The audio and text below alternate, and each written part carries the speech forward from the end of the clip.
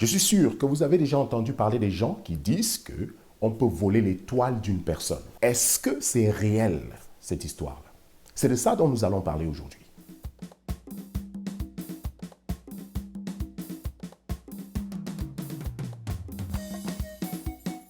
Vous êtes les bienvenus au studio. Je suis Alex Yemek, professeur de théologie. Je ne suis pas pasteur. Certaines personnes ont l'habitude de dire que on peut voler l'étoile d'une personne. J'ai passé du temps à faire des recherches sur cette histoire d'étoile. C'est quoi une étoile? Quand on dit que chaque personne a une étoile, qu'est-ce que ça veut dire? J'ai essayé de parcourir la Bible, parce que je dois dire que la plupart des gens qui parlent d'étoiles, ça vient de l'Église, ça vient du christianisme. Ce sont des pasteurs ou alors des prophètes. J'ai donc voulu prendre certains passages bibliques pour voir exactement d'où est-ce qu'ils ont pris cette histoire d'étoile. On peut voler l'étoile de quelqu'un ou alors un être humain a une étoile. Alors, l'un des premiers passages que j'aimerais prendre se trouve dans le livre de Nombres. Et donc là, il y a un prophète qui s'appelle Balaam. Alors, Balaam n'est pas israélite. Et donc, à l'époque, il y a un roi qui veut que Balaam maudisse le peuple d'Israël. Alors, quand il arrive et qu'il voit le peuple d'Israël, au lieu de maudire le peuple d'Israël, par contre, il va les bénir. Et voici ce qu'il va dire. Dans le chapitre 24 de Nombres, à partir du verset 4, la Bible va dire « Il voit ce que le puissant lui fait voir. Il tombe en extase et ses yeux s'ouvrent. Que tes tentes sont belles, Jacob, et tes demeures, Israël. Elles s'étendent comme des vallées, comme des jardins au bord d'un fleuve. Le Seigneur les a plantées comme des aloés, comme des cèdres au bord des eaux. Un héros sortira de la descendance de Jacob. Il dominera sur des peuples nombreux. Son règne sera plus grand que celui de Gog. Sa royauté sera exaltée. Alors, quand vous arrivez au verset 17, voici ce qu'il dit. Ce héros, je le vois, mais pas pour maintenant. Je l'aperçois, mais pas de près. Un astre se lève, issu de Jacob. Un spectre se dresse, issu d'Israël. Il brise les flancs de Moab. Il décime tous les fils de Seth. Alors ici, on parle de un astre se lève. Un astre, c'est une étoile, n'est-ce pas? Alors, l'étoile ici, c'est qui? On voit que on est en train de parler de Jésus, la venue de Jésus. Ce prophète a déjà vu qu'il y aura un sauveur qui va venir de la maison d'Israël, des descendants de Jacob, n'est-ce pas? Et donc, Jésus est représenté ici comme une étoile. Un astre se lève. Alors, ça n'a rien à faire avec les êtres humains qui ont une étoile. Bien au contraire, ici, l'étoile est utilisée comme une représentation. Alors, pour bien comprendre maintenant la signification d'étoile ici, on essaye d'aller maintenant dans Matthieu chapitre 2. Et là, nous parlons de la naissance de Jésus. À partir du premier verset, on dit « Jésus était né à Bethléem, en Judée, au temps du roi Hérode le Grand. Or, voici des mages venus d'Orient arrivèrent à Jérusalem. » Alors, on doit dire les mages ici, c'est quoi? Les mages, ce sont des rois. N'est-ce pas? Le verset 2 va dire « Et demandèrent, où est le roi des Juifs qui vient de naître? Nous avons vu son étoile à l'Orient et nous sommes venus nous prosterner devant lui. » Quand on voit ce passage avec le passage des Nombres au chapitre 24, le prophète Balaam annonce la venue d'un astre, c'est-à-dire qu'une étoile. On parle de Jésus qui vient des descendants d'Israël. Et donc dans Matthieu, on parle de « on a vu son étoile à l'Orient ». N'est-ce pas? Alors qu'est-ce que ça veut dire? L'étoile ici représente quoi? Chez les Hébreux, quand on représentait une personne par une étoile, on parlait d'un roi, on parlait de quelqu'un qui était grand parmi tous les autres personnes, quelqu'un qui allait faire quelque chose de spécial. Et donc, quand les mages voient cette étoile, ils reconnaissent qu'il y a quelqu'un qui fera quelque chose de spécial, qui est beaucoup plus grand, qui est né. Et voilà donc comment ils décident d'aller lui rendre hommage. Donc l'étoile ici, c'est une étoile physique qu'ils ont vue. L'étoile de Jésus n'était pas une étoile spirituelle. C'était une étoile que certaines personnes pouvaient voir parce qu'il y avait quelque chose de spécial qui s'est passé. Quand vous lisez un nombre, le prophète Balaam qui dit qu'une étoile se lève, l'étoile représente Jésus. Mais quand vous lisez Matthieu, où on dit que les mages ont vu une étoile, ici, là, l'étoile représente la naissance de quelqu'un de grand et aussi comment retrouver cette personne-là. Donc, ils doivent suivre cette étoile pour retrouver là où il est. Ça n'a rien à voir à faire avec ce qu'on entend souvent les gens dire quand les gens disent qu'on va voler ton étoile, que les êtres humains ont des étoiles. Rien à voir à faire avec ça. L'étoile, chez les Hébreux, était représentante des personnes spéciales. C'est comme ça. Ce n'est pas une manière de dire que tout le monde n'est pas spécial, non. Mais c'était une manière de dire qu'il y a certaines personnes qui viendront et qui vont être des leaders, qui vont changer le cours de certaines choses. C'était ça la représentation de l'étoile. Elle représente la sagesse. Elle représente quelque chose de divin. Maintenant, si vous allez dans l'Apocalypse, il y a beaucoup de passages qui parlent d'étoiles là-bas. Vous avez par exemple le premier chapitre, à partir du verset 16 au verset 20. Vous avez le chapitre 22 au verset 16. Vous avez le chapitre 2 au verset 28. Tous les passages de l'Apocalypse sont des symboles. Ça représente des choses qui vont se passer soit sur la terre ou au ciel. Ça n'a rien à voir avec des êtres humains qui ont des étoiles. Rien du tout. Le problème que j'ai avec cette histoire d'entendre les gens qui disent toujours qu'on peut voler ton étoile, il faut faire attention, on vole les étoiles des gens et tout, c'est que, numéro 1, ils ne vous expliquent pas exactement c'est quoi l'étoile. C'est quoi l'étoile d'un être humain? Est-ce que l'étoile, c'est ce qu'on appelle le talent? Est-ce qu'il y a quelque chose de spécial dans l'être humain qu'on appelle l'étoile? Est-ce qu'il parle de l'esprit? Est-ce qu'il parle de l'âme? Ils ne vous disent rien. Ça, c'est la première chose. La deuxième chose, c'est qu'on ne vous montre pas un passage biblique qui dit spécifiquement que les êtres humains ont des étoiles, ou alors, même si ce n'est pas spécifique, quelque chose qui tire à montrer que les êtres humains ont des étoiles. Ils ne vous montrent pas là où ils prennent ça. C'est-à-dire qu'ils se mettent devant les gens, comme ça. Et ils vous disent simplement que oh, on peut voler votre étoile. Mais c'est quoi l'étoile? Où est-ce que ça se trouve dans l'être humain? Est-ce que c'est dans la tête? Est-ce que c'est dans l'esprit? Comment est-ce que ça se manifeste, l'étoile? C'est ça la troisième des choses, c'est que on ne peut même pas vous dire à quoi ça sert. On vous dit que les êtres humains ont des étoiles, mais ça sert à quoi, l'étoile? Est-ce que l'étoile veut dire que tant que j'ai une étoile et que je la protège bien, je vais devenir spécial, je serai riche, je ne sais pas quoi. Parce que la plupart, pour eux, tout se voit dans le matériel. Quand on vous parle de votre étoile, c'est-à-dire que automatiquement, ça veut dire quoi? Vous devez penser au fait que, oh, mon étoile produit de la richesse, ou alors produit des bénédictions. Et ces bénédictions tombent toujours sur le matériel. C'est comme ça. Parce que ce sont des matérialistes. C'est-à-dire que ce sont des gens qui font les prophéties de l'argent et tout. C'est-à-dire qu'il n'y a rien de spirituel dans ce qu'ils sont en train de prêcher.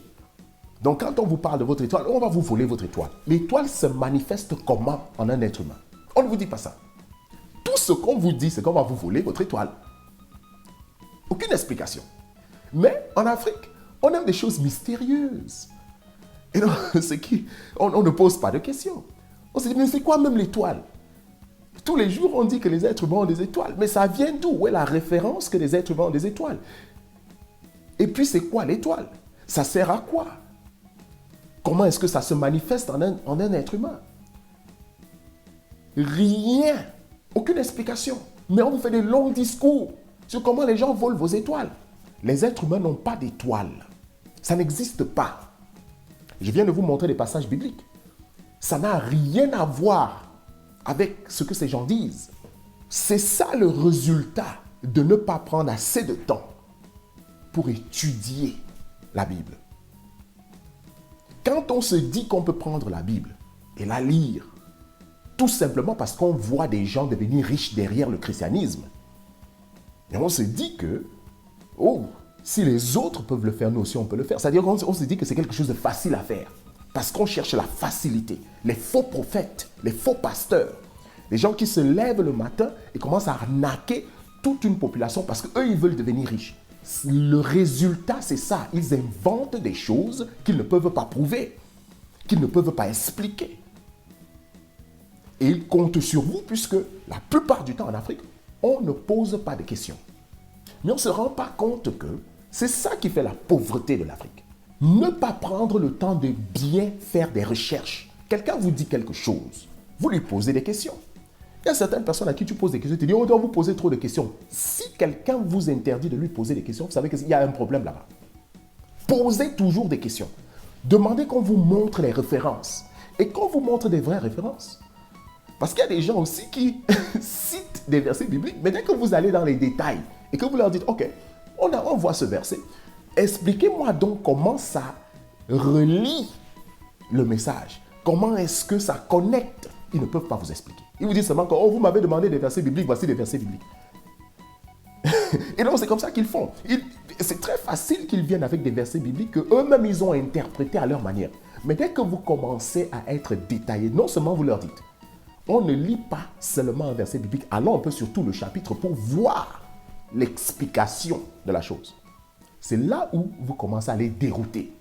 Parce qu'il y en a qui sont intelligents comme ça. Ils se disent que la première des choses qu'ils doivent faire, c'est venir avec un verset biblique. Ils viennent avec le verset biblique qui n'a rien à voir, mais qui est quand même semblable à ce qu'il est en train de dire. Et donc, il se dit que dès qu'il vous donne ce verset, vous n'allez plus poser de questions. Entrez dans les détails de ce verset-là. Lisez tout le chapitre, parce qu'on n'interprète pas la Bible seulement avec des versets, mais on lit tout le chapitre. Et c'est comme ça que vous découvrez la vérité. Si vous prenez un peu de temps pour faire vos recherches, on ne pourra pas vous arnaquer. J'invite toujours les gens à aller investiguer les choses que moi je dis. Prenez le temps pour bien chercher. Ma référence, c'est la Bible, parce que moi, je suis chrétien. Et donc, je vous dis que l'étoile qu'il y a dans la Bible n'a rien à voir avec ce que ces gens-là disent. Quand ils vous disent que les êtres humains ont des étoiles et qu'on peut voler leur étoile. Rien à voir. Maintenant, je veux insinuer, je vais essayer de me dire que l'étoile dont il parle là, c'est le talent des êtres humains. Disons ça. Chaque être humain est né avec un talent. Ça, c'est vrai. Le talent se manifeste, par exemple, dans des inventions. Bill Gates, qui invente Microsoft. Vous avez Mark Zuckerberg, qui invente Facebook. C'est comme ça qu'ils ont exprimé leur talent. Vous avez ceux-là qui ont inventé, par exemple, des avions. Ceux qui ont fait l'Internet. Vous voyez, par exemple, Apple.